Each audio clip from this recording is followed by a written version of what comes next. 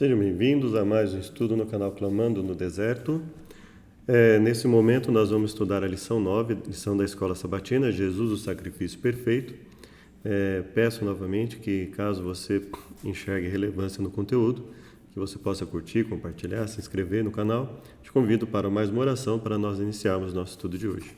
Obrigado, Deus, por mais uma chance que temos de falar da Tua mensagem. Venha nos dar sabedoria, aperfeiçoar em cada um aquilo que eu, como mensageiro, não consegui transmitir, que Teu Espírito Santo esteja sobre cada um de nós, nos dê sabedoria em tudo que fizermos, em nome de Jesus. Amém. Então vamos lá, lição 9, Jesus, o sacrifício perfeito. O verso para memorizar é: porque com uma única oferta aperfeiçoou para sempre os que estão sendo santificados. Então, nós temos aqui que a ideia do autor é esclarecer que com uma única oferta, ou seja, um único sacrifício, que é o sacrifício de Jesus, ele é suficiente para nos perdoar de todos os pecados que viermos a cometer e dos quais venhamos a nos arrepender, confessarmos nossos pecados, nos arrepender diante de Deus. Então ele diz, olha, basta um único sacrifício, então esse sacrifício ele é suficiente. Então, basicamente, o termo aperfeiçoa, ele usa com esse sentido, com essa conotação, tendo em vista que ele fala dos outros sacrifícios que não podiam por si mesmos aperfeiçoar, mas que eram símbolo do sacrifício maior. E aí ele, em contraponto a isso, ele contrastando isso, ele fala, olha, esse sacrifício aperfeiçoou para sempre, ou seja, esse sacrifício ele é suficiente para aquele que vier pedir perdão, desde que esteja arrependido dos seus pecados, obviamente, desde que estejamos dispostos a nos entregar a Deus a cada dia e realmente dispostos a lutar contra o pecado que está em nós. Então ele fala, então esse sacrifício ele aperfeiçoou para sempre os que estão sendo santificados. É o verso 14 do capítulo 10 de Hebreus, em que ele faz o raciocínio lá, desde o começo do capítulo, né, que ele fala, olha, a lei traz apenas uma sombra dos benefícios que hão de vir, e não a realidade dos mesmos. Obviamente, ele estava falando em que aspecto, né, da lei? O aspecto de sacrifício e santuário, não é? Esse é o aspecto remediativo da lei, ou o aspecto cerimonial da lei. Por que nós dizemos cerimonial? Porque ele se refere a cerimônias, né? Ele está vinculado a cerimônias. No cristianismo, as cerimônias não são mais utilizadas? São. Nós temos o batismo, nós temos a Santa Ceia, então nós temos cerimônias que são feitas, né? No entanto, quando nós falamos do aspecto cerimonial da lei vigente à época que Cristo veio, nós estamos falando, na verdade, do aspecto remediativo. O que era o aspecto remediativo? Era o que era feito em relação àquele que tivesse cometido pecado, não é? E havia os pecados para a morte e havia os pecados para os quais havia o oferecimento de sacrifício através do sacerdote. E aí por isso que ele fala, não a realidade dos mesmos. Por quê? Porque a realidade, nós temos um vídeo na internet também falando sobre o sacerdócio de Melquisedeque, falando sobre o ministério, em que nós comentamos lá, conforme o modelo que te foi mostrado no monte, que a palavra ali, a princípio pelo menos, ela daria a ideia de, comparando com outros lugares em que aparece aquela palavra, e o contexto ele mostraria para nós que o modelo mostrado a Moisés seria um modelo de algo real existente no céu.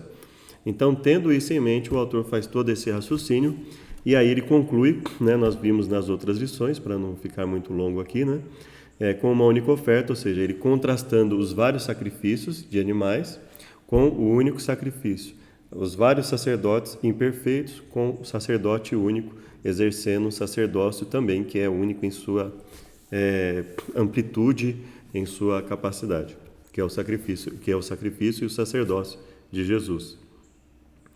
E aí nós vamos lá. A ideia de que um homem considerado culpado e executado na cruz fosse adorado como Deus era uma ofensa às pessoas da antiguidade. O próprio fato da execução na cruz, né, já era algo que causava uma certa repulsa, né? As pessoas olhavam ali, está sendo crucificado, então não é uma boa pessoa, né? Só que, à medida que nós vamos olhando um pouco mais a fundo na história como um todo, nós sabemos que nem sempre os julgamentos eram justos, nem sempre os julgamentos são justos, nem sempre o culpado é punido, nem sempre o inocente é absolvido. Então nós sabemos que existem exceções, né, a essa questão aí de que você vendo uma pessoa ser considerada culpada em um sistema de julgamento, que ela necessariamente vai ser efetivamente culpada, né? Geralmente nós olhamos, o ideal é nós olharmos não só para o julgamento em si, mas para o que está em volta, o que foi feito, para ver ali que a pessoa fez é algo repulsivo realmente em termos sociais, é algo egoísta, é algo prejudicial. E nós sabemos que Jesus não fez nada contrário àquilo que um ser humano que se interessa em auxiliar os outros seres humanos teria feito, né? Ele não fez nada diferente disso. Mas ele foi considerado culpado, foi julgado em um tipo de julgamento totalmente, que nós lemos, né, nos evangelhos, totalmente manipulado, mas ele estava lá executado na cruz, né? Então isso aí causava uma certa repulsa nas pessoas, né? Uma ofensa. E aí você dizer que se ele não só veio se sacrificar pelo ser humano, se tornar o único sacrifício para o perdão da humanidade, o único caminho de acesso a Deus.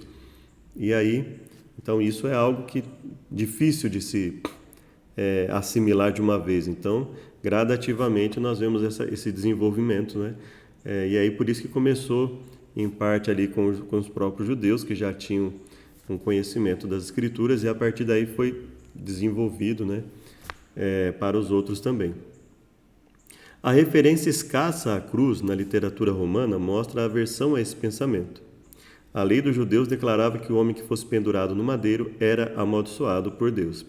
É claro que aqui também nós temos que olhar sempre o contexto, né? O contexto de Deuteronômio era um contexto de uma pessoa que efetivamente tivesse feito algo para que ocorresse isso, né? Nós vamos lá em Deuteronômio 21, 23, só para a gente dar uma pincelada aqui nesse começo da lição, né? Deuteronômio 21, 23, não é? Então nós temos lá, no verso 22, tá? Quando também em alguém houver pecado digno do juízo de morte e for morto e pendurares no madeiro, então esse é o ponto chave que nós temos que ter em mente. Alguém que cometeu o pecado, né? Crime que mereça a morte, for morto e pendurado no madeiro, não deixe o corpo no madeiro toda a noite, não é? Enterre-no naquele mesmo dia, porque qualquer que for pendurado no madeiro está debaixo da maldição de Deus. Não contamine a terra que o Senhor seu Deus lhes dá por herança. Então veja que é o contexto de maldição em virtude de uma transgressão. Então, Jesus assume essa vergonha, ele assume esse juízo popular, que geralmente é um juízo que não faz distinção, muitas vezes, é um juízo que em alguns momentos ele é manipulável. Então, esse juízo popular, nesse juízo nem sempre ele está de acordo. E foi o que aconteceu, né? Viram Jesus ali no madeiro e isso era uma ofensa para as pessoas, né? Muitas vezes não se questionava, né, o motivo da pessoa estar ali, mas apenas o fato dela estar ali já era tido como suficiente para condená-la. E aí então ele se fez maldito, né? Ele se colocou como maldito ao se permitir acontecer isso com ele, mas obviamente ele não foi maldito por nenhuma transgressão que ele tenha cometido, né? Ele se torna maldito porque ele assume sobre si os nossos pecados. Então Jesus não estava lá porque ele cometeu nenhum pecado para a morte, ele não cometeu nenhum crime digno de morte, ele estava ali porque ele estava se tornando maldito não por algo que ele fez, mas por assumir para si essa garantia em relação ao ser humano, para que o ser humano pudesse, pelo seu sacrifício, ser perdoado. A cruz, por outro lado, transmitiu uma sensação de derrota e vergonha. No entanto, ela se tornou símbolo do cristianismo. Paulo chamou o evangelho de palavra da cruz. Porque aquilo que a princípio eles fizeram para envergonhar Jesus e aqueles que o seguiam, na verdade se tornou uma mola, assim, um grande propulsor, um grande incentivador, né, do evangelho. Então as pessoas passaram a ter orgulho de seguir aquele que foi pendurado na cruz, porque entenderam que aquele que foi pendurado na cruz é o próprio Salvador, era e é o próprio Salvador do mundo, que fez isso em uma atitude de amor pelo ser humano, de entrega, de garantia. E aí o autor de Hebreus ele vem inclusive desenvolvendo, ele falou, essa garantia é muito maior do que nós imaginamos, não é? Nós precisávamos, ela é uma garantia não só suficiente para nós a partir de Jesus. Então a ideia que ele desenvolve é o seguinte, olha, Jesus morreu, então nós temos perdão por ele através daí.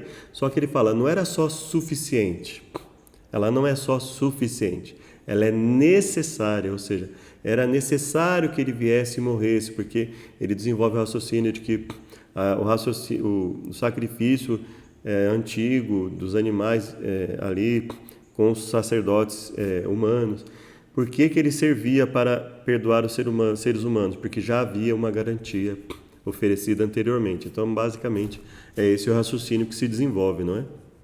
E aí ele fala, olha, aquilo que era um motivo de vergonha se torna um motivo de orgulho, né?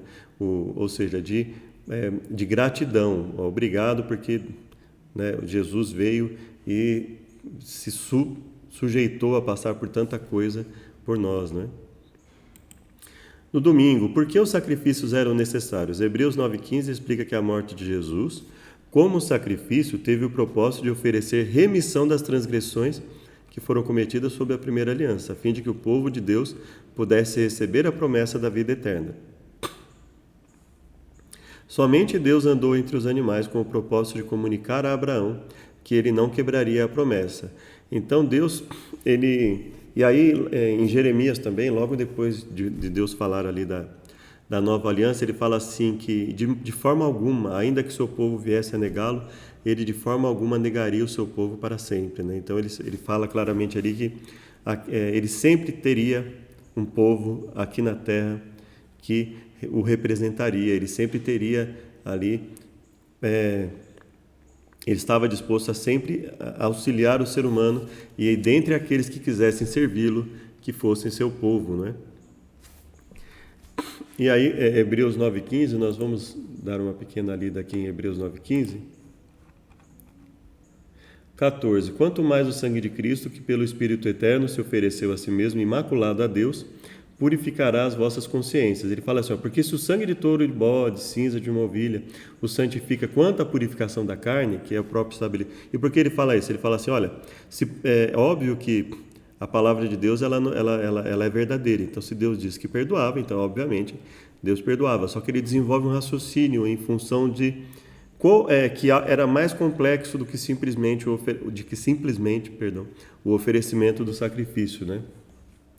E então ele fala, quanto mais o sangue de Cristo, pelo Espírito Eterno, se ofereceu a si mesmo imaculado a Deus, purificará as vossas consciências das obras mortas para servirdes ao Deus vivo. Por isso é mediador de um novo testamento, ou de uma nova aliança, né? Para que, intervindo a morte para a remissão das transgressões que havia debaixo do primeiro testamento ou da primeira aliança, os chamados recebam a promessa da herança eterna. Obviamente, nós sabemos aqui que quando Jesus morreu, aqueles que estavam vivos ali, eles estavam o quê? Sujeitos à primeira aliança, porque Jesus não tinha morrido ainda, então eles precisavam o quê? Do sacrifício de animais. Então, essas pessoas que a partir da morte de Jesus, o que acontece? Elas estão passando por esse período de transição. Elas estavam ali oferecendo sacrifícios, a partir dali como é que fica? Então ele está esclarecendo ali que o sacrifício de Jesus ele é suficiente, inclusive, para a remissão das transgressões que foram cometidas sob a primeira aliança.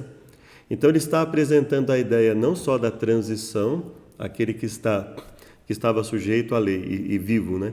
E começa a ter o perdão através de Jesus, como ele está dentro do livro apresentando uma ideia maior de que o sacrifício de Jesus era o que garantia o perdão quando eram oferecidos todos os sacrifícios anteriores. Então vamos lá, Gênesis, né? E Jeremias. O que esses textos ensinam sobre a aliança? E Abrão, né, creu no Senhor e imputou-lhe isso por justiça. Disse-lhe mais, eu sou o Senhor que te tirei de Ur dos Caldeus para dar-te a ti esta terra para herdá-la. E disse ele, Abrão, né, Senhor Deus, como saberei que hei de herdá-la? Então veja que Era uma crença, mas era uma crença ainda engatinhando, mas só o fato de Abrão confiar em Deus, apesar de todas as suas dúvidas, ele confiar em Deus e seguir. O confiar aqui não era, obviamente, eu acredito que quando você lê a história como um todo, você vai perceber que o confiar aqui não era apenas uma confiança de palavra, não, era uma confiança em atos. Abrão agia de modo que ele demonstrava que, apesar das suas dúvidas, das suas imperfeições, ele confiava em Deus. E o que foi imputado por justiça foi essa confiança em Deus que o mantinha firme ali, obedecendo às instruções de Deus, apesar das suas imperfeições. E aí ele manifesta aqui, né, uma dúvida, ele fala: Senhor, como eu saberei que hei de herdá-la? Né? Ou seja, qual vai ser o sinal de que eu hei de herdá-la? E aí Deus então faz ali um pacto com ele, né, fala para que ele tome uma bezerra de 3 anos, uma cabra de 3 anos, um carneiro de 3 anos, uma rola, um pombinho. Trouxe-lhes todos estes, partiu-os ao meio, pôs cada parte deles em frente da outra, mas as aves não partiu, e as aves desciam sobre os cadáveres. Abrão, porém, as enxotava. E pondo-se o sol, um profundo sono caiu sobre Abrão. E eis que grande espanto e grande escuridão caiu sobre ele. Então disse Abrão: saibas de certo que peregrina. Então disse a Abrão, Deus disse a Abrão, que se tornou Abraão posteriormente, né? Saibas de certo que peregrina será a tua descendência e terra alheia, será reduzida à escravidão, afligida por 400 anos, mas também eu julgarei a nação a qual ela tem de servir. Depois sairá com grande riqueza. Tu irás a teus pais em paz, em boa velhice serás sepultado, e a 4ª geração tornará para cá, porque a medida da injustiça dos amorreus não está ainda cheia. Então Deus, ele antecipa. Nós não cremos na predestinação, então nós não cremos que Deus estava ali predestinando o que iria acontecer com o povo. Mas ele estava revelando que na sua presciência, no seu conhecimento, que para nós é um mistério, nós não sabemos quais mecanismos Deus tem, né, está acima da nossa compreensão, mas nós entendemos que Deus não predeterminou isso, mas que ele apenas revelou algo que ele sabia que iria acontecer.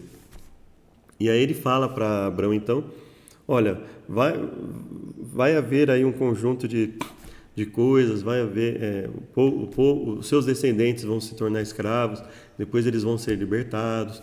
Então ele fala, olha, a minha promessa para vocês se mantém, só que ela vai ter uns percalços aí, uns probleminhas no meio do caminho, mas Deus está garantindo aqui que, apesar de tudo, ele manteria, né, a sua promessa. E quando as pessoas, obviamente, lessem isso, né, e soubessem dessa história mesmo em escravidão, elas teriam a confiança de que Deus não as abandonou, assim como ele já havia dito aqui. Ele promete em outras partes também. Em Jeremias, lá no momento da aliança, ele fala, né, olha, não há o que faça com que eu deixe de lado o meu povo. E sucedeu que, posto o sol, houve escuridão, e eis um forno de fumaça e uma tocha de fogo que passou por aquelas metades. Naquele mesmo dia fez o Senhor uma aliança com Abrão, dizendo: a tua descendência tenho dado essa terra, desde o rio do Egito até o grande rio Eufrates. Então ele fala, olha, Abrão, confie, continue confiando, a minha promessa ela vai se manter, né? Então ele vê Abrão ali em meio a... Porque pense bem, né? Por mais que... para nós, né, olhando assim depois de tudo, sabendo de tudo que aconteceu, mas imagine Abrão naquela época, né? Como ele ficava, né? As incertezas que talvez passassem ali na sua mente. E Deus sabia disso, né? Abrão, ele buscou ali em muitos momentos ser sincero com Deus, falar: Deus, o Senhor provavelmente ele já tinha ali, né, sabendo como Deus era, como o poder de Deus, a sabedoria de Deus, ele sabia que não tinha nem como esconder isso. Então ele falava com Deus, né? Senhor, como é que eu vou me portar? Como é que eu vou saber, né? E aí Deus foi dando garantias constantes para Abrão e para o seu povo, né? Para o seu povo, de que ele manteria a sua promessa. Jeremias 34, né? Falando sobre a aliança. Então aqui nós temos Deus falando que iria manter a aliança independente do que acontecesse, ele manteria a sua aliança com o povo. né? E ele manteve, né? Se nós formos comparar as duas alianças, a base das alianças é a mesma, não é? A forma e alguns mandamentos preventivos que nós cremos que não se aplicam mais a nós, então se não se aplicam mais a nós, não estão mais em vigor. Mas na forma muitos deles deixaram de existir, mas na essência todo o aspecto do sacrifício do sacerdócio, obviamente, permanece. Então Deus está aqui garantindo para Abraão que ele manteria a sua promessa independente dos problemas que viessem a haver. É isso que ele faz. Quando ele oferece aqui, quando ele faz esse pacto através dos sacrifícios, ele dá um aspecto de santidade, de acordo, né? Uma coisa mais sólida, dizendo, olha, eu estou me comprometendo com você aqui. Quando ele fala aqui com relação à nação, ele fala, independente do que acontecer, e ele estava falando, obviamente, isso aqui não somente para Abraão, mas para aqueles que viessem a ter acesso a essa mensagem, né? Para que mantivesse a confiança que, apesar de tudo, Deus sempre estaria com eles. E aí nós vemos aqui Jeremias, né? A palavra do Senhor que veio a Jeremias, depois do rei Zedequias, fez aliança com todo o povo que havia em Jerusalém, para lhes apregoar a liberdade. Olha só. Que cada um despedisse livre o seu servo, e cada um a sua serva, hebreu ou hebreia, de maneira que ninguém se fizesse servir dele, sendo judeus seus irmãos. Então, olha só. Nós estamos falando aqui de uma aliança. E ele fala que cada um despedisse livre o seu servo. Então, essa era a proposta. A proposta feita foi essa. E obedeceram todos os príncipes e todo o povo que havia entrado na aliança, que cada um despedisse livre o seu servo, cada um a sua serva, de maneira que não se fizessem mais servir deles. Obedeceram, pois, e o soltaram. Então, a princípio, eles se mantiveram leais ao acordo que foi estabelecido. Mas depois se arrependeram e fizeram voltar os servos e as servas que haviam libertado e os sujeitaram por servos e por servas. Então, olha só, eles não mantiveram a palavra. Então, olha a importância da palavra na Bíblia, a importância de você ser honesto em relação aos acordos que fazem, nós sermos honestos em relação aos acordos que fazemos, não é? Veio, pois, a palavra do Senhor a Jeremias da parte do Senhor, dizendo: Assim diz o Senhor Deus de Israel, fiz aliança com os vossos pais, no dia em que os tirei da terra do Egito, da casa da servidão, dizendo: Ao fim de 7 anos, libertareis cada um a seu irmão hebreu. Ele falou, olha, nós estamos falando de um aspecto legal aqui, é algo determinado por lei. E vos havíeis hoje arrependido e fizestes o que é reto aos meus olhos, apregoando liberdade cada um ao seu próximo. E fizeste diante de mim uma aliança, na casa que se chama pelo meu nome, ou seja, que deveria manifestar o meu caráter, deveria ser representante do caráter de Deus ao povo e aos outros povos também.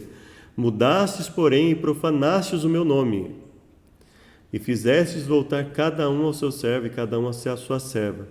Portanto, assim diz o Senhor, vós não me ouvistes a mim para pregoardes a liberdade, cada um ao seu irmão, e cada um ao seu próximo. Pois eis que eu vos apregoo a liberdade, diz o Senhor, para a espada, para a pestilência e para a fome, e farei que sejais espanto a todos os reinos da terra. Entregarei os homens que transgrediram a minha aliança, que não cumpriram as palavras da aliança que fizeram diante de mim, com o bezerro que dividiram em 2 partes e passaram pelo meio das suas porções. Entregá-los-ei, digo, na mão de seus inimigos e na mão dos que procuram sua morte. E eis que eu darei ordem, diz o Senhor, e os farei voltar a essa cidade, pelejarão contra ela e a tomarão. Então, veja que, vez ou outra, Deus tinha que advertir novamente o povo, porque eles quebravam, eles descumpriam, eles desobedeciam voluntária, deliberadamente, abertamente, em claro sinal de rebeldia, eles descumpriam o que Deus estabeleceu. E Deus fala, olha, isso não vai ficar impune, vocês vão ter a punição. Então, o que esses textos ensinam sobre a aliança? 2 aspectos. O primeiro, o aspecto positivo, que Deus mantém a sua palavra, que independente do que aconteça, Ele garante a sua aliança. Segundo, que há consequências para o descumprimento da aliança, principalmente quando o cumprimento da aliança, ele se faz de forma rebelde, de forma voluntária, deliberada, sem nenhum desejo de mudança, né? Então Deus fala, olha, existem consequências. Então a aliança é algo sério, né? E para nós também na aliança, naquilo que chamamos nova ou renovada aliança, também é algo sério, né? E há consequências para o descumprimento. Deus não se deixa escarnecer, né? Tudo que o homem plantar, isso também ceifará. Então ele fala, olha, apesar de Deus manter a sua promessa de que ele sempre vai ter um povo, de que ele não vai abrir mão do seu povo para sempre, ele também fala que há consequências para aqueles que resolvem virar as costas, se voltar contra a aliança estabelecida. Segunda-feira, diversos tipos de sacrifício. Efésios 3, 14 a 19. Qual foi o pedido de Paulo em favor dos crentes? Por causa disso me ponho de joelhos perante o Pai de nosso Senhor Jesus Cristo, do qual toda a família nos céus e na terra toma o nome. Eu falo, olha, esse é o nome pelo qual, esse é o ser que garante a todos nos céus e na terra, né? Ele tem uma autoridade aqui, ele tem uma autoridade nos céus, para que segundo as riquezas da sua glória, nos conceda, no caso, que sejamos, né, que sejais corroborados com poder pelo seu Espírito no homem interior. Então ele fala, olha, ele também ora a Deus para que Deus transforme o nosso interior, transforme a nossa vida. Então a aliança não é meramente perdoar os pecados. A aliança não é apenas Deus se oferecer, Jesus ter se oferecido e garantir o perdão para os nossos pecados, mas ele fala mudança no interior. Para que Cristo habite pela fé nos vossos corações. Então ele fala, olha, o seu espírito no homem interior, ele fala de Cristo habitando nos corações, ele fala o quê? Transformação de vida. A fim de, estando arraigados e fundados em amor, poderdes perfeitamente compreender com todos os santos qual seja a largura, o comprimento, a altura, a profundidade, e conhecer o amor de Cristo que excede todo o entendimento, para que sejais cheios de toda a plenitude de Deus. Então ele está falando, olha, para que nós entendamos o amor de Deus, nós precisamos viver esse amor. E para que esse amor seja vivido em nossa vida, é preciso que nós permitamos que Deus transforme o nosso interior para uma vida de obediência por amor. Então, por amar a Deus sobre todas as coisas, ao próximo como a si mesmo. Desses dois mandamentos dependem toda a lei e os profetas. Então, eles são o alicerce para o sucesso na compreensão, e não só em compreender, mas em viver tudo que está escrito na palavra. Ele fala, olha, amando a Deus sobre todas as coisas e ao próximo como a si mesmo. Então, nós temos que ter em mente o seguinte, se a noção de amor que está em nossa mente é uma noção bíblica, então nós vamos fazer conforme a vontade de Deus. Se a nossa noção de amor ela está fora da Bíblia e ela está deturpada, então achando que estamos amando uns aos outros e amando a Deus, nós podemos estar exatamente em uma atitude contrária à vontade de Deus. Então não basta dizer assim, tudo é amor. É preciso esclarecer, é preciso ter em mente o que a Bíblia coloca como amor. O amor nos leva a quê? O amor nos leva a obediência às instruções divinas. Então, quando nós, por exemplo, dizemos que nós não vamos ter outro Deus, nós não vamos fazer imagem de escultura, não vamos pronunciar o nome de Deus em vão, não vamos usar em vão o caráter de Deus exposto em sua palavra, nós vamos guardar o sábado, descansar no dia de sábado para Deus, nós vamos honrar pai e mãe. Quando nós dissemos que não vamos assassinar, não vamos adulterar, não vamos mentir, não vamos cobiçar. Então nós estamos fazendo o quê? Nós estamos nos colocando em amor aos pés de Deus para ter atitudes que sabemos que são benéficas. E quando nós vivenciamos esse amor entre nós, nos perdoando, nos auxiliando, nos repreendendo uns aos outros, aí nós começamos a entender a largura, comprimento, altura, profundidade do amor de Deus sobre nós. O holocausto, a oferta queimada, representava Jesus, cuja vida foi consumida por nós. A oferta de cereais, então a lição está pegando ali alguns preceitos sobre ofertas que havia no passado está fazendo uma associação com Jesus. A oferta de cereais representava Jesus, o pão da vida. A oferta de sacrifício pacífico representava Cristo, cujo sacrifício nos proporcionou paz. A oferta pelo pecado ou oferta de purificação apontava para o sangue de Jesus que nos redime de nossos pecados. A oferta pela culpa ou de reparação, o perdão de Deus não nos livra da responsabilidade de reparar ou restituir, sempre que possível, a quem prejudicamos. E também precisamos alimentar-nos dele, compartilhar seus benefícios com outros e reparar a quem prejudicamos. É claro que as ofertas, elas tinham, e até hoje quando nós lemos, elas têm ainda em nossa mente uma função pedagógica de nos ensinar a viver uma vida conforme a vontade de Deus, de forma contínua, nos oferecendo como sacrifícios vivos a Deus de forma contínua. Então, aqui o autor ele faz alguns paralelos com aquilo que se acredita sobre Jesus e aquilo que se verifica a respeito das ofertas no livro da lei, né? Quarta-feira, a cruz e o custo do perdão. O que é dito sobre a obra de Cristo no santuário celestial? Então esse é um ponto importante, né? O que é dito sobre Cristo no santuário celestial? É importante termos em mente que se você lê o livro de Hebreus, ele não é um livro dotado de simbologias. Ele é uma leitura em que o autor está claramente falando de coisas reais ali. Ele fala de Jesus que veio, um ser real, que nos perdoa realmente dos pecados, que precisamos ter uma vida dentro da realidade divina, uma obediência real a Deus. Ele fala sobre as realidades do mundo, tanto do mundo terreno quanto do mundo celestial. Perceba que ele não fala em tom de simbolismos, e por isso nós vamos ler e ter em mente isso, essa questão da literalidade do que está sendo falado em muitos aspectos. De fato, segundo a lei, quase todas as coisas são purificadas com sangue. E sem derramamento de sangue não há perdão. Então ele falou, olha, sem derramamento de sangue não há perdão. Esse é um ponto que nós temos que ter em mente. Por isso que ele vai defender que o sacrifício de Cristo, de uma única vez, por um único derramamento, nós somos perdoados para sempre.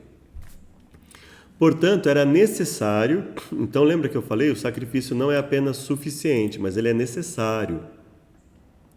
O sacrifício de Cristo, ele não só para nós, mas ele é defendido como uma garantia para todos, desde Adão, o sacrifício de Jesus vem como uma garantia para todos nós, inclusive para aqueles que viveram antes dele. Então ele fala, portanto, era necessário que as cópias das coisas que estão nos céus, né, e aí eu estou usando o termo necessário aqui, porque assim, existem sinônimos para essa palavra, mas basicamente eles vão ter a mesma qualidade. Não é? É essencial que as coisas que estão no céu fossem purificadas com esses sacrifícios. Então, olha, as cópias eram purificadas com sacrifícios aqui da terra, né? Era necessário que as cópias das coisas que estão no céu fossem purificadas com esses sacrifícios, esses no plural. Mas as próprias coisas celestiais com sacrifícios superiores. Então ele fala, olha, as coisas terrenas purificadas com sacrifícios de animais. Agora, as coisas celestiais precisam de uma purificação superior. Ele não está falando isso aqui em tom de simbolismo. Ele fala claramente do santuário. Ele fala claramente de Jesus entrando no santuário, ele fala claramente da função real de sacerdote de Jesus como um sacrifício real. Então veja, ele fala de Jesus como um sacrifício real, sacerdote real, para um santuário real. Porque senão não faria sentido ele usar como base aquilo que ele disse, olha, fazei conforme o modelo que te foi mostrado no monte. E através disso, ele vai demonstrando que aquilo era cópia do que viria posteriormente. Então, se os sacrifícios eram um modelo do sacrifício de Jesus, os sacerdotes eram um sacerdócio do sacrifício de Jesus, então nós estamos falando de duas realidades, a realidade terrena e a realidade celestial. Em consequência, nós temos o santuário terreno, que é um modelo do quê? Olha só, o sacrifício é um modelo de um sacrifício real. O sacerdócio é um modelo de um sacerdócio real. O santuário é um modelo de um santuário real. Esse é todo o desenvolvimento. Ele parte, o seu raciocínio é a questão do modelo de algo real. Eu tenho um vídeo na internet que fala do modelo, se referindo a um modelo de algo real, por isso essa defesa, senão não faria sentido ele dizer modelo, faça conforme o modelo, e utiliza esse verso como uma das bases para ele desenvolver o seu raciocínio a respeito do santuário, do sacrifício e do sacerdócio de Jesus. E aí ele fala, pois Cristo não entrou em santuário feito por homens, uma simples representação do verdadeiro. Ele entrou no próprio céu para agora se apresentar diante de Deus em nosso favor. Não, porém, para se oferecer repetidas vezes. Então ele fala aqui de sacrifício, mas ele fala, olha, mas no caso de Jesus não falamos mais em sacrifícios no plural. Agora, ele não precisa mais se oferecer repetidas vezes, a semelhança do sumo sacerdote que entra no Santo dos Santos todos os anos com sangue alheio. Se assim fosse, Cristo precisaria sofrer muitas vezes, desde o começo do mundo. Ou seja, se fosse necessário uma série de sacrifícios, então o plano do sacrifício de Jesus teria que ocorrer desde lá do começo. Mas agora ele apareceu uma vez por todas, no fim dos tempos, para aniquilar o pecado mediante o sacrifício de si mesmo. Então ele enfatiza isso, olha, para aniquilar. Então, a partir de agora, não há mais necessidade de sacrifícios no plural, porque basta esse sacrifício. Esse sacrifício ele é suficiente e necessário, né, para oferecer o perdão para aqueles que se achegarem a Deus. Da mesma forma, como o homem está destinado a morrer uma só vez e depois disso enfrentar o juízo, assim também Cristo foi oferecido em sacrifício uma única vez, para tirar os pecados de muitos, e aparecerá a segunda vez, não para tirar o pecado, porque isso aí ele já vai ter feito. Quando ele vier, já vai estar definido quem está salvo e quem está perdido, né? Mas para trazer salvação aos que o aguardam, para efetivar a salvação, porque a salvação já é garantida. Mas para efetivar a salvação, ou seja, o livramento desse mundo, né? Então, no momento em que ele volta, aqueles que o aceitaram vão viver uma nova vida, onde não haverá mais, né? Ele enxugará dos olhos toda lágrima, não haverá choro, clamor, não haverá dor, não haverá morte, não haverá sofrimento. Então ele fala, olha, ele é necessário e suficiente para nos perdoar, e além disso, quando ele voltar, ele vai efetivar tudo isso, né? Então, quem lesse e tivesse conhecimento do restante, do contexto bíblico, além desse livro, ele estava dizendo claramente, olha, então, lembre-se que, além de tudo, ele vai nos conceder uma nova vida. Além de tudo isso, ele ainda é aquele que vai vir e nos oferecer uma nova vida eterna. A ideia de que o santuário celestial precisava ser purificado fazia sentido no contexto do santuário do Antigo Testamento, dos livros de Gênesis a Malaquias. Eu não concordo com esse nome, mas é o nome que é dado, né? Antigo Testamento. Então, fazia no contexto do santuário, né, quando vigorava o testamento ou aliança baseada no sacrifício de animais e no sacerdócio humano, de seres humanos constantes e imperfeitos, que é símbolo do governo divino, Então isso faz sentido, a ideia de santuário celestial purificando, tendo em mente que nós temos lá um modelo, e nesse santuário modelo havia a purificação do santuário, então é por isso que se entende a ideia da purificação do santuário celestial. E a maneira pela qual Deus lida com o pecado de seu povo afeta a percepção da justiça de seu governo. Então, a forma como Deus lida com o pecado, dizendo, olha, tudo aquilo que lida com o pecado, ele precisa ser purificado. É preciso que haja uma purificação. Por quê? Porque Deus estabeleceu assim, né? Porque Deus quer nos mostrar que a transgressão às suas instruções, ela é tão prejudicial que o processo para nos vermos livres disso, pelo menos nesse intervalo da eternidade em que nós estamos passando pelo plano da redenção, ele fala, olha, é necessário, e o pecado é tão destrutivo que Deus precisou ali montar um esquema em partes acessível a nós, mas em partes complexo, de uma forma que nós só vamos entender provavelmente lá no céu e posteriormente na nova terra, quando descermos com a cidade santa, né? Então nós temos aí o quê? A ideia de que a purificação, tendo em mente todo o modelo, né? Então ele fala de uma purificação, e aí o próprio livro de Hebreus vai tratar de uma purificação também no céu, não é? O santuário que representa o caráter e o governo divinos está contaminado, pois Deus carrega nossos pecados quando nos perdoa. A palavra hebraica, nós estamos aqui na lição de quarta, né? Aqui ficou errado a palavra, porque é uma limitação do próprio texto, né? Para perdoar seria nosé ou nosé, né? Nesses versos significa carregar, suportar. Então ele fala o que? Ele está falando o seguinte, olha, então quando o animal, ele carregava os nossos pecados, Cristo carrega sobre si os nossos pecados. Então, essa purificação não tem a ver com... tem a ver o quê? Mostrar o seguinte, olha, é só quando o pecado for totalmente erradicado, quando o pecado não mais existir no mundo, é que o plano estará completo. Enquanto existir pecado... Então, basicamente, nós vemos que um dos aspectos da purificação do santuário é mostrar que só quando o pecado deixar de existir por completo é que nós teremos um reino onde efetivamente habite a justiça em sua forma plena. Justiça, quando eu estou dizendo o termo justiça, obviamente, no sentido de fazer as coisas de forma correta, né? As coisas só vão ocorrer de forma totalmente correta, de acordo com a vontade de Deus, 100% em todos os aspectos, quando não existir mais o pecado no mundo. O sangue era borrifado nas pontas do altar ou aspergido diante do véu do templo no primeiro compartimento.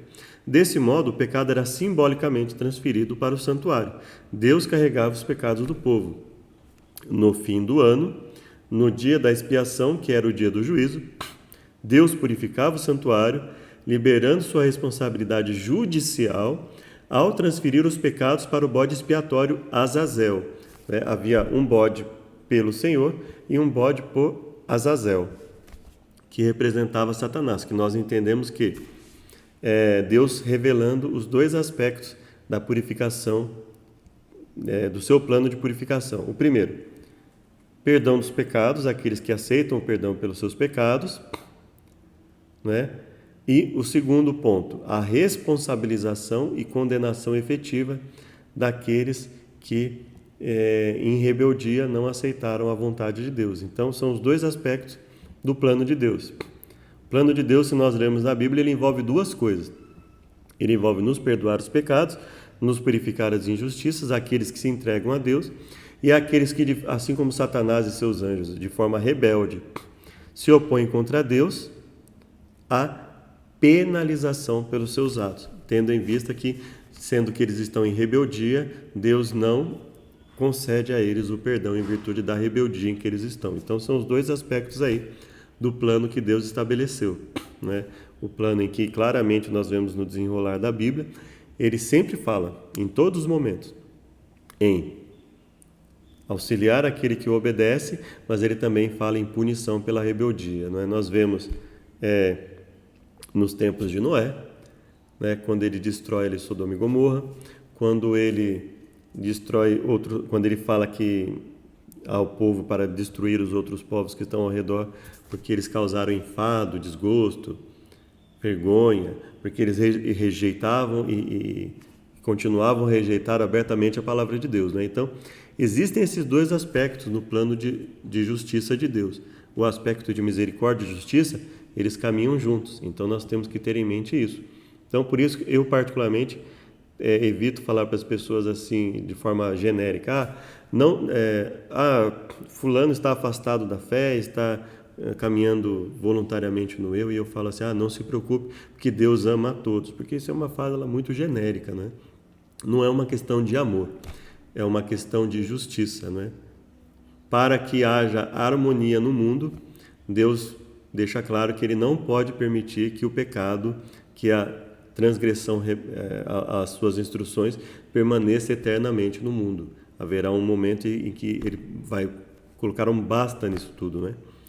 Esse sistema de duas fases, representadas pelos dois compartimentos no santuário terrestre, modelo do santuário celestial, permitia que Deus mostrasse misericórdia e justiça ao mesmo tempo. Quem confessava os pecados durante o ano mostrava lealdade a Deus, observando um descanso solene e afligindo-se no dia da expiação. Aqueles que não mostravam lealdade eram eliminados. Exatamente assim, né?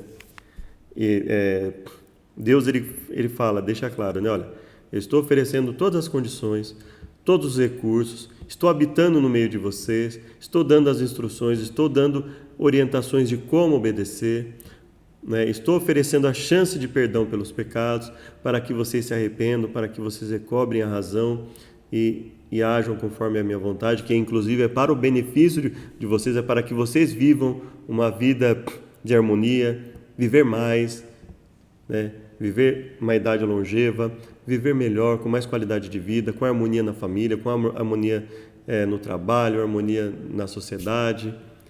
Mas existem aqueles que, mesmo diante de todos esses benefícios, se recusam. E aí, dentro dessa rebeldia, ele fala, não há o que fazer, né? Esses não podem permanecer com o povo de Deus. Por quê? Porque eles não querem mudança, eles querem uma vida egoísta, eles querem uma vida em que não haja espaço para Deus habitar e mudar. Então aí não resta outra alternativa. Então esses são os dois aspectos do plano de Deus. O plano de Deus envolve o resgate e misericórdia, mas ele também envolve justiça no sentido de condenação. Quinta-feira, o juízo e o caráter de Deus. Então pede para que leamos Romanos, o que a redenção na cruz para o perdão dos nossos pecados revela sobre Deus. Mas agora se manifestou sem a lei a justiça de Deus, tendo o testemunho da lei dos profetas. Ou seja, mesmo sem a obediência plena, se manifesta a justiça de Deus também pela sua misericórdia. Isto é, a justiça de Deus pela fé em Jesus Cristo para todos e sobre todos os que creem, os que confiam. Os que confiam, né? Esse crer aqui ele tem um sentido de, não apenas de uma crença intelectual, eu acredito sim que Deus existe, que Deus... Não, mas uma confiança e uma entrega. Essa palavra ela tem um sentido muito maior, né? Porque não há diferença, porque todos pecaram e destituídos estão da glória de Deus, sendo justificados gratuitamente pela sua graça, pela redenção que há em Cristo Jesus, a qual Deus propôs para propiciação pela fé no seu sangue, para demonstrar a sua justiça pela remissão dos pecados dantes cometidos sob a paciência de Deus. Então ele fala, olha, o plano de Deus é oferecer pacientemente o perdão dos pecados a todo aquele que vier aceitá-lo, independente dos pecados cometidos, aquele que vier aceitá-lo, desde que se arrependa, tem a chance de, confiando, se entregando em Deus, aceitando a Deus como Senhor e Salvador, aceitando a Jesus, né? Não só como Salvador, mas como Senhor de suas vidas, esses terão o perdão dos seus pecados. Para a demonstração da sua justiça nesse tempo presente, para que ele seja justo e justificador daquele que tem fé em Jesus. E biblicamente, a palavra fé... ele fala assim, olha, as obras não são causa da salvação. Por outro lado, não existe fé sem obras. Então, esse é o ponto bíblico. Olha, as obras não são causa da salvação, mas elas são uma clara consequência da fé que leva a essa salvação. Então, ele está dizendo assim, olha, se não existe mudança, se não existe obra, se não existe mudança de vida, não existe fé. Então, se não existe aqui a consequência da obediência, não existe fé em Jesus, não existe fé. É falso aquele que diz que tem fé em Deus e não busca obedecê-lo. Então, a obediência ela é consequência necessária àquele que aceita a Deus pela fé. Deus fala, eu dou o poder, eu dou as instruções, está tudo na minha palavra, desde que vocês busquem o poder através do Espírito Santo, né? Então, vocês vão ter o perdão dos pecados, mas vocês também vão enfrentar uma transformação de vida. Deus atua no interior e aquilo que nós gostávamos de fazer, nós passamos a deixar de gostar. Aquilo que o nosso instinto fazia, sem nenhuma luta, sem nenhuma recusa, nós passamos a lutar, nós passamos a recusar aquilo, nós passamos a não aceitar que aquilo venha se manifestar na nossa vida. Então nós passamos a lutar. Aquilo que o nosso instinto nos fazia a todo momento, fiquei com raiva de alguém, eu vou lá e xingo. Então aí o nosso interior vai mudando. Então quando isso tenta se levantar, então nós vamos lutando. Não é.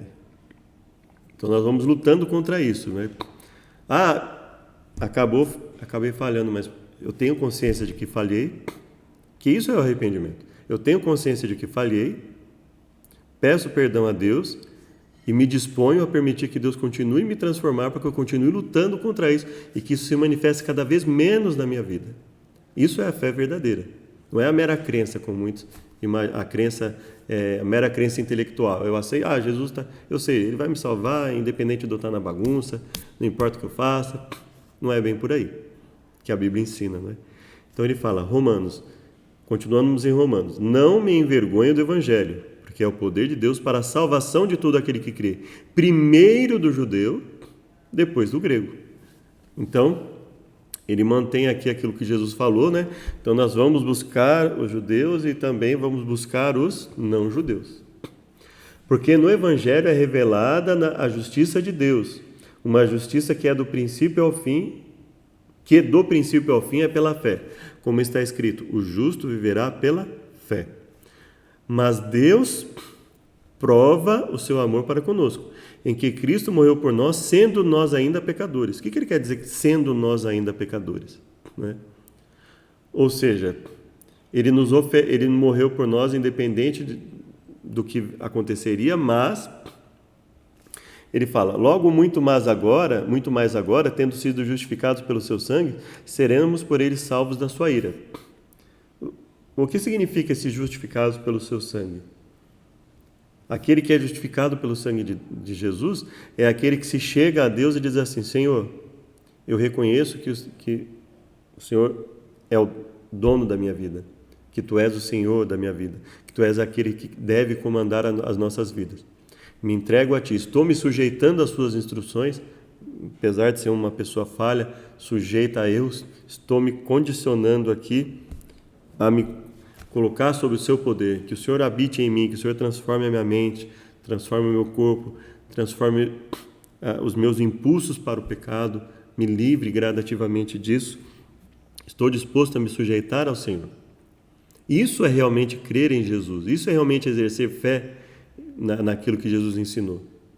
Porque Jesus ensinou claramente a obediência aos mandamentos. E Ele deixou claro que aquele que transgredisse o menor que fosse, estaria perdido.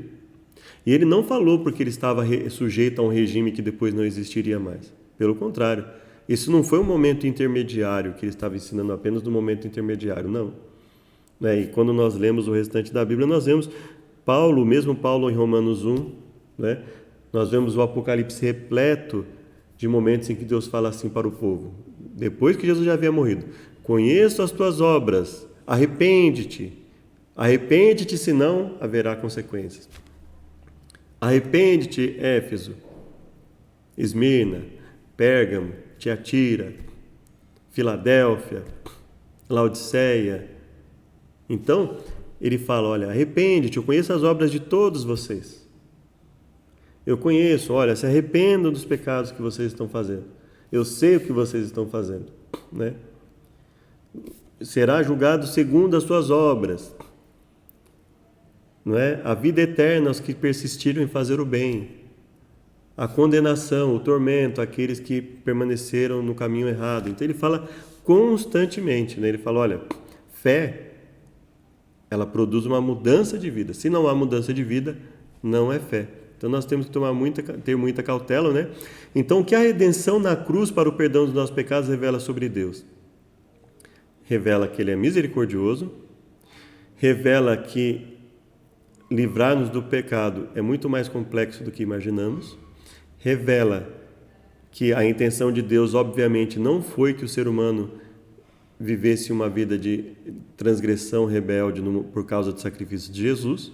Então, a redenção na cruz, ela nos ensina uma série de coisas, desde que analisemos dentro dos seus contextos, não é?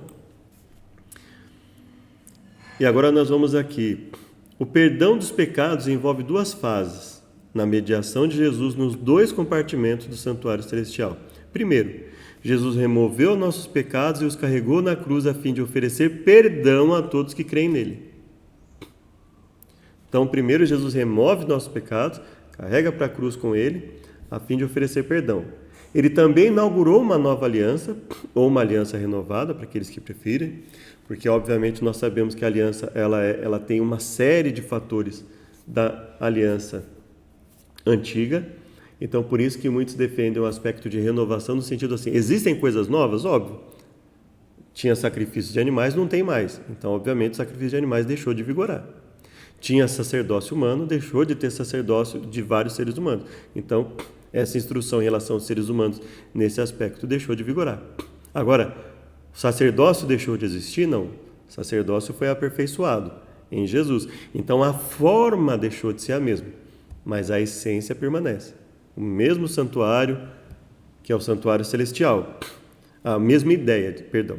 Né? Então, nós tínhamos um santuário aqui, que ele fala que era um substituto até que viesse o santuário, o uso do santuário verdadeiro pelo sacerdote e pelo o uso do santuário pleno, santuário que é a realidade daquela sombra antiga, né? Então, há uma substituição? Nós cremos que sim, que existe uma clara substituição. O sacrifício de animais pelo sacrifício de Jesus, o sacerdócio dos seres humanos pelo sacerdócio de Jesus, no contexto do sacrifício, e o santuário terrestre pelo santuário celestial. Existe um aperfeiçoamento, mas é óbvio que se há um aperfeiçoamento, esse aqui deixa de vigorar. Esse sacrifício de animais deixa de vigorar. E havia instruções claras sobre isso. E essas instruções deixaram de vigorar. As instruções sobre o sacerdote, a mesma coisa. Não preciso mais de seres humanos oferecendo sacrifício de animais. Então, todas as instruções a esse respeito deixaram de vigorar também. Então, nós temos ela é nova, ela tem aspectos novos, mas ela tem aspectos também que se mantêm. Existe uma série de instruções que eram válidas desde Adão e continuarão sendo válidas para nós e serão válidas pela eternidade. Né? Existem princípios bíblicos, existem instruções que serão válidas por toda a eternidade. Dentre elas, nós acreditamos que sejam os 10 mandamentos.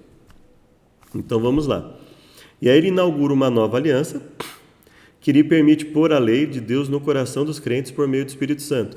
Lembramos que nós já enfatizamos aqui que colocar a lei no coração do ser humano não é exclusivo da aliança renovada ou nova aliança.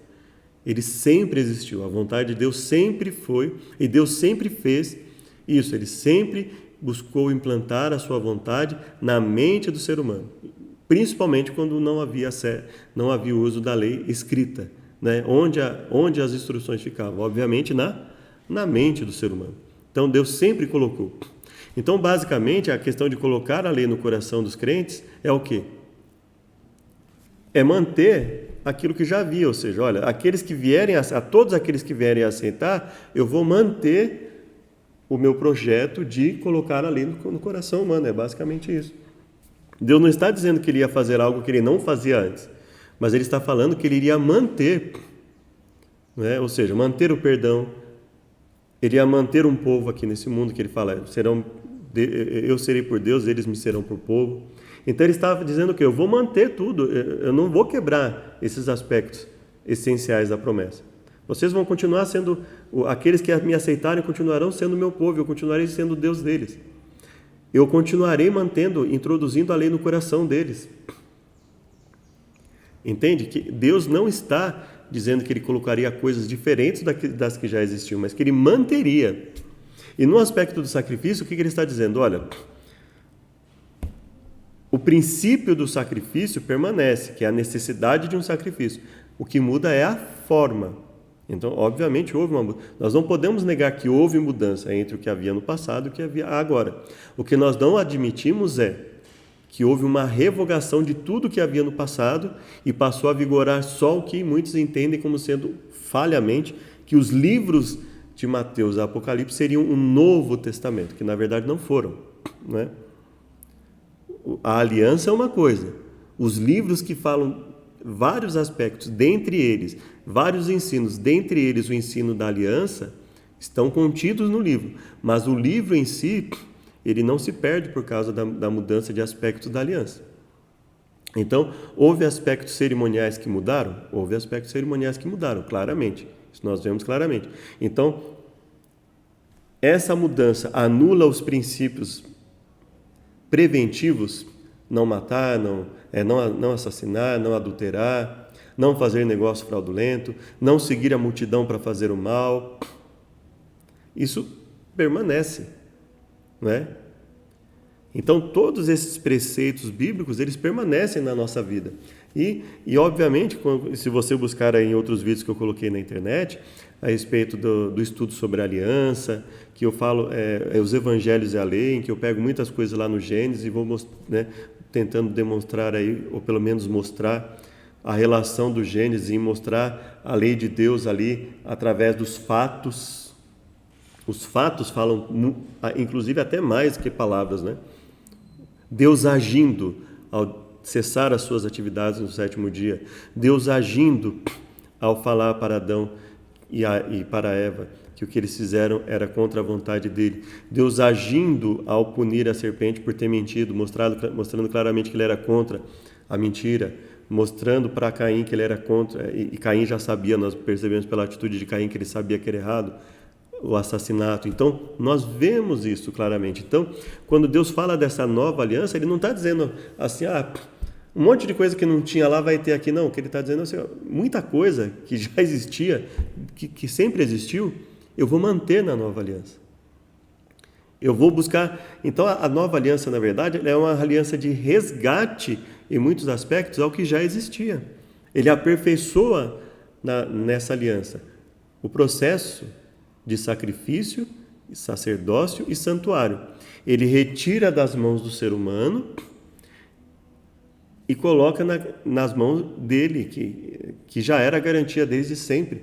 E ele fala, olha, esse sacrifício, esse sistema de santuário, que eu estabeleci aqui, que é cópia daquele que era a garantia desse sistema, esse aqui agora, o santuário, sacerdócio e sacrifício, está tudo nas mãos de Deus. Portanto, todas aquelas instruções relacionadas aos seres humanos, elas deixam de ter vigor. Aquela forma não existe mais. Qual é a forma agora do santuário? É o santuário celestial, é o sacrifício de Jesus e é o sacerdócio de Jesus. Então, ele inaugura essa nova aliança e ele faz o quê? Ele mantém o seu propósito de colocar a lei no coração dos seres humanos. A segunda fase desse ministério consiste em um juízo, o juízo pré-advento, que ainda estava no futuro do ponto de vista de Hebreus. Nós falamos isso por causa da nossa crença na questão das 2.300 tardes e manhãs.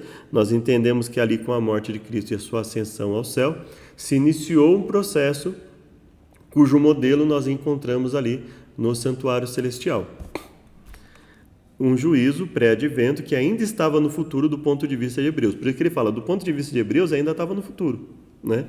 Esse juízo se inicia com o povo de Deus e é descrito em Daniel 7, de 9 a 27, Mateus 22, de 1 a 14 e Apocalipse 14, 7. Seu propósito é mostrar a justiça de Deus ao perdoar seu povo. Nele, o registro da vida de cada um será aberto para o universo. O juiz mostrará o que aconteceu no coração dos crentes, como aceitaram Jesus como Salvador e seu Espírito na vida. Então, nós temos o que determina basicamente a salvação ou a perdição de alguém? O arrependimento. Se nós formos parar para pensar, o que determina é o arrependimento. Ou seja, se realmente reconhecer os erros, reconhecer que precisa de mudança e se colocar aos pés de Deus. E o que Deus sabe que só Deus sabe se esse arrependimento é verdadeiro por completo, né? Mas existem pessoas que nós percebemos claramente que não carregam nada, elas são abertamente rebeldes contra Deus, isso a gente sabe. Mas existem aqueles também que podem ter a aparência de um arrependimento e não ter o arrependimento verdadeiro, e só Deus sabe. Agora, uma coisa que fica clara, É o arrependimento que é o ponto. É o arrepender-se dos erros e se colocar aos pés de Deus, dizendo assim: Senhor, eu me coloco aos seus pés e, pelo sacrifício de Jesus, peço perdão pelos pecados. E esse perdão se efetiva em nós quando Deus reconhece o nosso arrependimento, ocorrendo ele agora, ocorrendo ele posteriormente. Agora, a questão que a Bíblia sempre coloca: existem pessoas que querem fazer das suas vidas uma loteria. Amanhã eu aceito. A gente não sabe o que vai acontecer amanhã. E nenhum de nós vai poder reclamar, porque a chance está sendo dada. Né? Então, nós não podemos fazer da nossa vida uma loteria. Né? Se eu viver daqui a 10 anos, eu me arrependo, né? Até lá tem muito chão pela frente. E nós não percebemos que isso vai minando a possibilidade de entrada do Espírito Santo, porque nós vamos nos tornando cada vez mais duros, cada vez menos solícitos, cada vez menos em condições de receber a Deus, porque nós não queremos, não porque Deus não queira, mas porque nós vamos endurecendo o nosso coração, e tomar a Deus que não cheguemos ao ponto de Faraó, ao ponto de rejeitar a Deus de uma tal forma que a única coisa que restou foi Deus usá-lo para exemplo daqueles do destino daqueles que se rebelam contra Deus, não é? Então ele fala, se inicia com o povo de Deus, seu propósito é mostrar a justiça de Deus ao perdoar ao povo. Então ele está dizendo o seguinte, olha, vamos usar um termo, né? Deus dá publicidade em relação aos seres que ele criou. Ele dá publicidade a esse plano. Ele mostra, olha, existe justiça em tudo que eu estou fazendo. Existe o registro, existem testemunhas do que foi feito de certo, do que foi feito de errado, né? Ou seja, os seres que ele criou são testemunhas de que há pessoas que aceitam a Deus verdadeiramente, há aqueles que não aceitam, e Deus, isso fica patente, fica evidente ao universo, né? Então, a fase que nós chamamos de juízo investigativo, né? A fase em que Deus ele vai mostrando ali os motivos dele salvar alguns e perdoar a outros, porque obviamente quem determina os motivos é o próprio Deus, não é nenhum outro ser que determina os motivos, é Deus que determina, mas ele torna público tudo isso, mostrando, olha, o que eu estou fazendo aqui, ó, eu não preciso esconder nada de ninguém, não tem nada feito aqui de errado e mentindo para ninguém, ou seja, Deus baseia o seu julgamento na verdade, mostrar para os seres, olha, é por isso eles estão sendo julgados. Olha, essas pessoas não querem se arrepender, eles querem viver em rebeldia. Olha, esses aqui realmente estão se arrependendo. Então Deus, ele mostra, né? Olha o resultado do pecado na vida dessas pessoas, né? Então, uma das coisas que fica claro para nós é que Deus torna evidente para os seres, olha o que o pecado traz para o mundo. Mas a ênfase aqui que nós estamos dando é o quê? Jesus ele vai, se oferece como sacrifício, exerce a sua função de sacerdote, e aí depois de ter passado pela fase do sacerdócio no lugar santo, ele passa para o local santíssimo. Então, ou seja, ele faz a primeira fase do seu sacerdócio, exerce a primeira fase, depois ele exerce a segunda fase do sacerdócio. E é isso que nós entendemos como esse ponto, que é o que a lição quer transmitir, não é? Ao falar sobre esse juízo, Ellen G. White escreveu: o homem não pode por si mesmo defender-se dessas acusações. Em suas vestes manchadas de pecado, confessando sua culpa, ei-lo perante Deus. Então, o que ela está dizendo? O ser humano, no momento que ele peca e ele se chega a Deus, como é que ele está? Ele está manchado pelo pecado. Ele cometeu um pecado, ele está ciente de que ele está errado, e ele, confessando a sua culpa, ele fala, não, eu reconheço, eu estou errado mesmo, eu errei, eu não deveria ter feito isso. Então ele se chega perante Deus. Mas Jesus, nosso advogado, apresenta um eficaz rogo em favor de todos os que, mediante arrependimento e fé, confiaram a ele a guarda da vida. É claro que esse eficaz rogo, nós sabemos que Jesus não precisa fazer nada para que o Pai nos ame ou para que o Espírito Santo nos ame. Então, basicamente, o plano da redenção ele é muito mais complexo do que a gente imagina, né?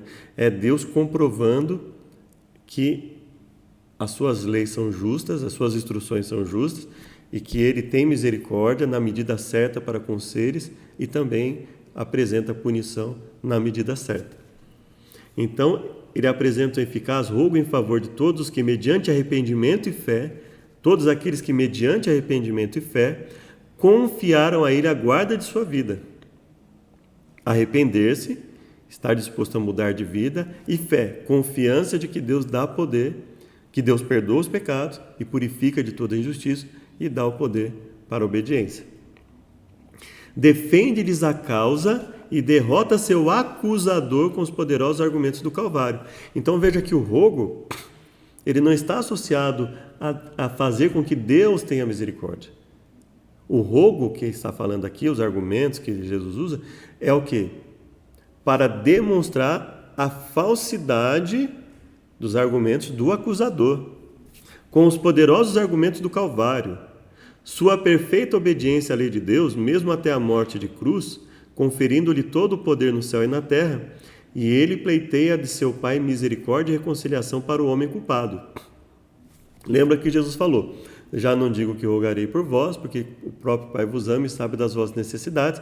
Então esse pleito de misericórdia do Pai e reconciliação não é para que o Pai passe a amar o ser humano. Deus já nos ama. Mas é para quê? É para que fique demonstrado que essa misericórdia e reconciliação que o Pai está concedendo ao homem culpado é justa. Veja que ela está falando aqui, e isso é bíblico, não poderia ser diferente, no contexto em que há um acusador. Há um acusador ali com argumentos.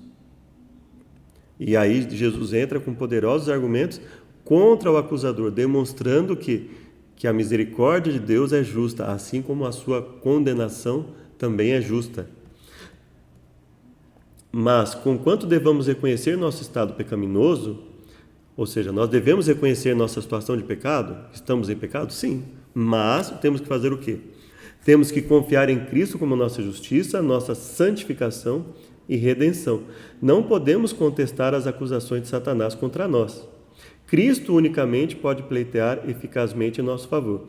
Ele é capaz de silenciar o acusador com argumentos fundamentados não em nossos méritos, mas nos dele. Ele está dizendo assim: olha, eu sou a causa da salvação deles. Eu sou a causa. E eu dou poder para eles que eles se voltem a mim novamente. Eu resgato, reconcilio conosco. Pelo sacrifício de Jesus, nós somos reconciliados e Deus continua nos dando o poder para mudar de vida e sair do sofrimento do pecado. Sexta-feira, o desejado de todas as nações, a glória do Calvário e está consumada. Então, sexta-feira, desejado de todas as nações. E aí ele comenta alguma coisa aqui, né? Ele fala, um dos autores adventistas, né, Giri Moscala, ele é um dos autores do livro, inclusive, Interpretando as Escrituras, né? Alguns artigos, alguns capítulos ali, né? Ele fala o seguinte: Deus não irá exibir meus pecados como na vitrine de uma loja. Ele irá apontar para a sua incrível graça transformadora. Ele explicará minha atitude, meus motivos, pensamento, ações, orientação e direção de vida. Jesus testificará que cometi erros, transgredi sua lei, mas me arrependi. Pedi perdão e fui transformado por sua graça. E o arrependimento implica em quê? Mudança de vida. Lembre-se disso. Eu só posso dizer que me arrependi de algo se eu estou disposto a lutar contra aquilo. Os seres remidos e os não caídos terão na cruz de Cristo o seu estudo e cântico. Será visto que a glória que resplandece no rosto de Jesus, Cristo é a glória do amor abnegado. À luz do Calvário ficará evidente que a lei do amor que renuncia é a lei da vida.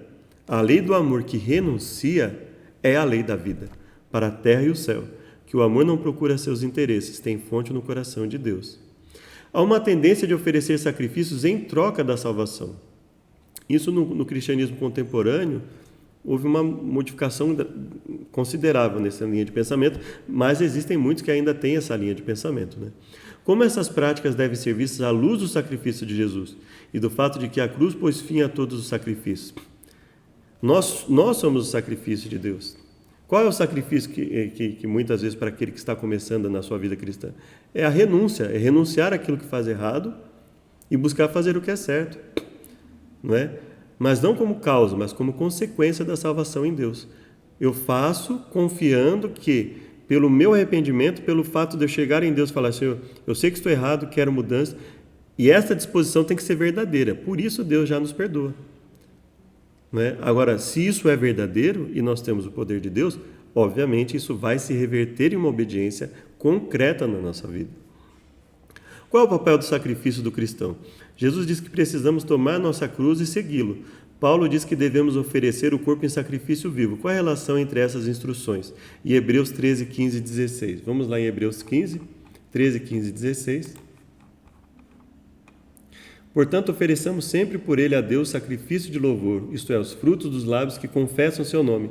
E não vos esqueçais da beneficência, comunicação, porque com tais sacrifícios Deus se agrada.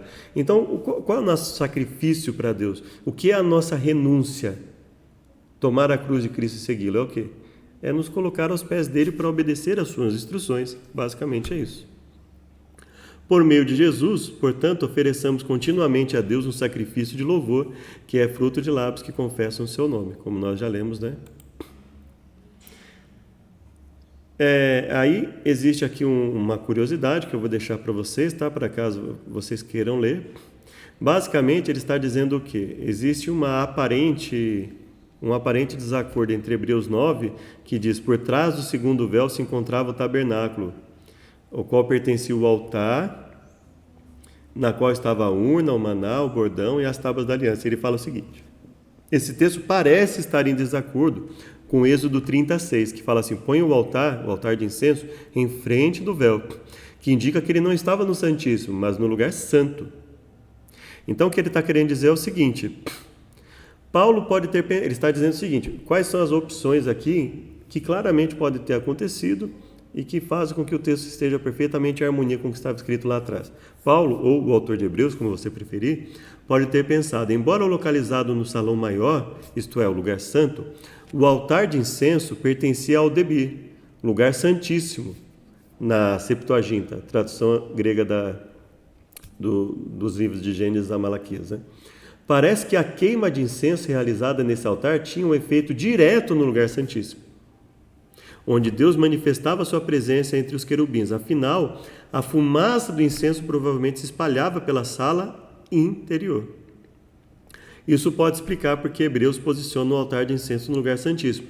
Esse é uma das possibilidades. E aí ele coloca, observe que em grego o autor de Hebreus não afirma realmente que o altar de incenso ficava no segundo compartimento, apenas que o Santíssimo tinha o altar. A palavra traduzida como tinha pode ter traduzida como contido, mas esse não é necessariamente seu significado único. Ou seja, ele quer dizer o seguinte, olha, a função do altar estava contida também no Santíssimo, né? Ou seja, ela se prolongava para o Santíssimo, ou seja, o altar era um ponto de transição, uma ponte, como se fosse uma ponte entre o Santo e o Santíssimo. Então, na verdade, ele estava fisicamente no lugar, mas ele tinha uma função de ponte entre o altar e entre o Santo e o Santíssimo, né? Substituição e satisfação são termos que têm despertado muitas críticas. A substituição significa que alguém toma o lugar de outra pessoa a fim de levar a sua punição. Ok? Qual é a pergunta que levanta por que da crítica? Né? Deus de fato precisava de algum tipo de substituição para a penalidade dos pecados da humanidade? O que significa essa substituição? Ela nos dá a entender o seguinte, que Deus não estava interessado apenas em oferecer o sacrifício pela humanidade, mas em preparar a compreensão da humanidade para o significado desse plano de redenção. Para que ela valorizasse o plano da redenção, ela precisaria entender, a humanidade precisaria entender o plano da redenção. Ele precisaria preparar a mente da humanidade, que cada vez mais ia e continua indo para o mal. Ele precisava preparar essa humanidade, por isso toda essa função didática e substitutiva, não é? E obviamente, uma vez que o ser humano pecou e a única solução seria a morte, a única opção seria o quê? A substituição, ou seja, alguém resgatá-lo. E aí Deus fala, olha, para que não se alegue que houve injustiça nessa misericórdia ao ser humano, ele faz essa teologia em que ele substituição no sentido assim: Cristo vem e morre em nosso lugar para que nós não soframos a segunda morte. Quanto à questão de satisfação, né? O que precisava ser satisfeito? A substituição ocorre no caso de Abraão, quando ele estava no Monte Moriá para sacrificar seu filho. Pegou o carneiro, ofereceu o holocausto em lugar de seu filho. Na narrativa da Páscoa, a vida foi poupada por substituição. Mas os únicos primogênitos do sexo masculino poupados foram aqueles cujas famílias sacrificaram o cordeiro e colocaram o seu sangue nas ombreiras das portas. Então ele fala, olha, Deus concedendo proteção àqueles que confiam na sua palavra e no seu plano de substituição e satisfação das exigências em relação ao pecado. Todo sistema sacrificial tinha por base a substituição. A penalidade para o pecado é a morte, o animal substituto era morto, poupando assim a vida do pecador. Em realidade, Hebreus 9, de 11 a 28, parece ter em vista um complexo de atividades sacerdotais de Jesus, todas com base no seu único sacrifício que se estendem desde a sua ascensão e entrada no santuário celestial, letra A, sua ascensão e entrada no santuário celestial, cumprindo tipologicamente, ou seja, cumprindo aquilo que era símbolo do que ele viria a fazer, cumprindo os ritos de inauguração dos templos de Moisés, em termos de inauguração da nova aliança por Cristo no santuário celestial. 2. Pontuando também a necessidade de purificação do próprio santuário. A Bíblia fala, né? Lembra que nós lemos? Olha, as coisas nos céus precisam de uma purificação com sacrifício superior. Então, ele claramente está falando de uma purificação do santuário celestial. Os opositores a esse pensamento geralmente falam que ele está falando de forma simbólica. Mas se você ler o próprio livro de Hebreus, você vai ver que não. Pontuando também, ele está falando de um modelo de sacrifício que levava a um sacrifício real de Jesus, sacerdócio real de Jesus, logo, santuário real no céu. Pontuando também a necessidade de purificação do santuário celestial, que destaca o cumprimento tipológico do dia da expiação e se conecta com a profecia das 2.300 tardes e manhãs. Então ele está falando o seguinte, olha, como existe um santuário no céu, porque se Jesus exerce o sacerdócio para nós, e ele está no céu, então, obviamente, o modelo de lá era um modelo de algo real, assim como o autor de Hebreus esclarece. Então, obviamente, ele está no santuário. E se ele está no santuário, ele está fazendo um procedimento. Se o próprio autor fala que as coisas que estão no céu precisam de uma purificação pelo sacrifício superior, e o único sacrifício superior que serve para essa purificação é o de Jesus, então Jesus exerce também o plano de purificação do santuário celestial. Ou seja, a ideia do santuário celestial ela é bíblica. Ela não é adventista, ela não é de Ellen White, não, ela é bíblica, a ideia do santuário celestial. O que existe de diferente é a forma como nós interpretamos Daniel 8,14 e o contexto dessa profecia, não é? Que são 2.300 tardes e manhãs, que nós entendemos que teria ali se cumprido em 1844. Termina como? Com a ênfase na segunda vinda de Cristo. Então, ele desenvolve o raciocínio de que Jesus é o sacrifício, de que ele é o sacerdote, e de que ele está no santuário, e de que existe uma necessidade de purificação desse santuário pelo sacrifício superior. Ele fala sacrifícios superiores no plural, mas logo abaixo ele fala, no entanto, o sacrifício de Cristo ele é único. E ele é o único que pode servir de purificação ao santuário celestial, porque ele fala assim, os sacrifícios terrenos, eles não servem, precisa de um sacrifício superior, que é o sacrifício único de Jesus Cristo. Espero que tenha sido útil. A gente tenta aqui adequar o tempo para ficar um tempo que não seja tão longo e, ao mesmo tempo, tentar transmitir algum material para vocês. Que Deus os abençoe e durante a semana, e havendo mais coisas que nós percebamos aí, vamos fazer vídeos em separado sobre um ou outro assunto específicos da lição, caso consigamos, e esperamos em Deus que tenha sido proveitoso. Senhor Deus, muito obrigado por tudo que o Senhor nos tem feito, pelo perdão por nossas falhas e pecados. Nos abençoe, que tudo que fizermos seja para a tua honra e glória. Muito obrigado pela chance de aprendermos um pouco mais da tua palavra e podemos transmiti-las aos outros. Em nome de Jesus. Amém. Sejam muito bem-vindos e até o próximo estudo.